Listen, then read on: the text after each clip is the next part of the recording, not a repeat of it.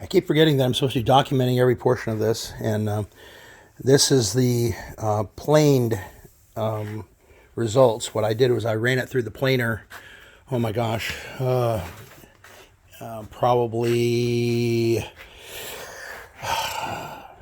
25 times each one. I could only do about a 64th of an inch. One turn on this is a 16th of an inch, and I was doing a quarter of a turn. I think that's a 64th of an inch once I got there. And I wanted to back down into it because that oak is so hard that the first 5 or 6 passes didn't even hit it, because I just wanted to just kiss it. And so what I was doing was just kissing the very top of the poured, and I think you look at my last video, you can see the poured epoxy. It was just barely kissing it, and then I was taking a 64th off every pass after that, because epoxy is really tough, and oak is really tough, and honestly, my little tabletop, whatever it is, anyway, it just doesn't take off much. It's not as powerful as probably some of these big ones that other people have, but that planer just is not one of those things that you want to put this big a chunk of wood and that much epoxy, because remember the pour was all the way across this.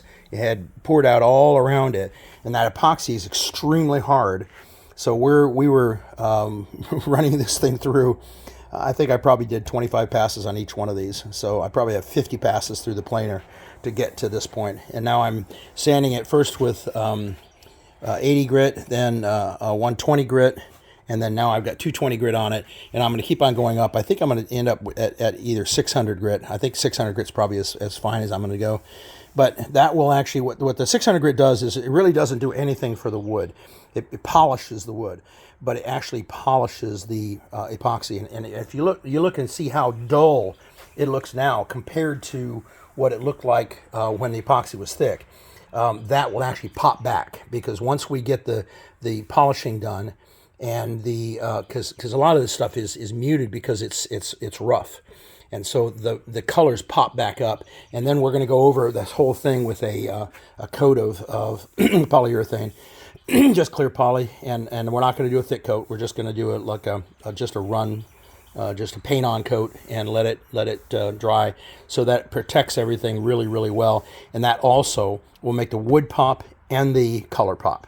So sanding to up to 600 grit, and then coming back and doing some polymer again, clear polymer over top of it, and this should be beautiful. It really should. It's starting to look really, my goodness, I just love it. So hopefully this will turn out really nice, and I'll be able to show something that is true craftsmanship. Anyway, thank you much. Thought you'd like to see a little bit more about it.